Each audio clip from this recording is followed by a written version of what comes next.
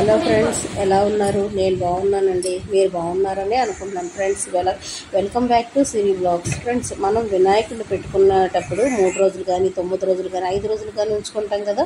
So నేనైతే ఒక్కరోజే ఉంచుకున్నానండి. మా నిమజ్జనం ఎలా జరిగిందో ఏంటో చిన్న వీడియో క్లిప్పింగ్ ద్వారా చెప్తున్నాను. సో వినాయకుడిని మనం కదిపేటప్పుడు ఎలా పడితే అలా తీసుకోకుండా మనం ఎంత సంతోషంగా అయితే తీసుకొస్తామో అంతే సంతోషంగా మనం నిమజ్జనం చేయాలి. పత్రులన్నీ ఒక బ్యాగ్లో వేసుకొని ఒక పళ్ళెంలో ఆ స్వామిని చిన్న అరిటాకు తమలపాకు వేసి ఆ స్వామిని పెట్టి అప్పుడు మనం ఆ స్వామికి వెళ్ళేటప్పుడు దద్దోజనం కానీ, లేదంటే కడకుండా నైవేద్యం పెట్టినట్టు దద్దోజనం కానీ, లేదంటే వెళ్ళేటప్పుడు నోరు తీపి చేసినట్టు బెల్లం ముక్క, ఆయనకి ఇష్టమైన ప్రసాదం బెల్లం ముక్క కానీ పెట్టి మనం స్వామిని నిమజ్జనం చేయాలండి.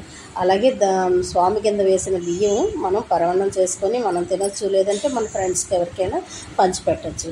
పత్రులన్నీ కూడా మన దగ్గరలో ఉన్న పెండాలో కానీ, లేదంటే చెరువులో కానీ నిమజ్జనం చేయొచ్చు. సో ఈ పత్రులు వెయ్యడాన్ని కూడా మనకి చుట్టుపక్కల ఉన్న వాటర్ అంతా కాలుష్యం అవ్వకుండా ఉంటుంది. సో స్వామిని పట్టుకొని కుడివైపు నుంచి ఎడవైపు యథాస్థానం ప్రవేశయామి పూజార్థం పునరాగమనార్జన అని శ్లోకాన్ని చెప్తూ విగ్రహానికి ఉద్వాసలు పలకాలి. దీనికి అర్థం స్వామి నీ స్వార్థానికి వెళ్ళి మళ్ళీ మా పూజకి అనుగ్రహించు. ఈ సంవత్సరం వెళ్ళి మళ్ళీ సంవత్సరం మనం పూజ చేసుకోవడానికి అనుగ్రహం కల్పించు స్వామి అని అర్థం.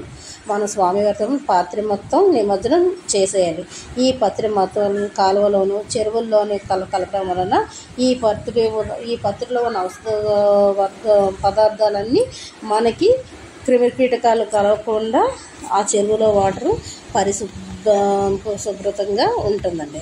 సో మనకి ఈ స్వామి దగ్గర చేసిన నైవేద్యాలు ఏమైనా తిన్నాన్ని ఈ చలికాలం వర్షాకాలంలో మనకి ఆరోగ్యంగానే ఉంటాం. ఎందుకంటే అది బెల్లం, అంటే అది బెల్లం ఐరన్ కంటెంట్ ఉంటుంది కాబట్టి అది తర్వాత ఏంటంటే మన శనగలు కూడా మనకి హెల్త్కి మంచిది. సో ఇలాంటివన్నీ కూడా ఏవైనా పెద్దలు చెప్పారు అంటే దానికి ఒక అర్థం ఉంటుందండి. అందుకు ఏంటంటే స్వామిని ఎలా పడితే అలాగా నిమజ్జనం చేయకుండా ఒక పద్ధతిలోని జై బోలో గణపతి మహారాజుకి అంటూ ఒక పళ్ళెంలోని ఒక ఇస్తరాకేసి స్వామికి ఆయనకి పెట్టవలసిన పళ్ళన్నీ పల్లకీల పళ్ళన్నీ అందులో పెట్టేసి మనం తినాలంటే తీసుకోవచ్చు, లేదు అంటే స్వామికి పెట్టేసి మనం నోరు తీపి మాత్రం కంపల్సరీగా చెయ్యాలండి. బెల్లం ముక్కో లేదంటే దద్దోజనమో ఆయన మనస్ఫూర్తిగా మన పరగడుపునే పంపించకుండా స్వామిని ఆ అమ్మవారి దగ్గరికి మనం మనస్ఫూర్తిగా ఇలా పంపిస్తే మనకి అంతా మంచి జరుగుతుందండి. స్వామి ఈ సంవత్సరం క్షేమంగా వెళ్ళి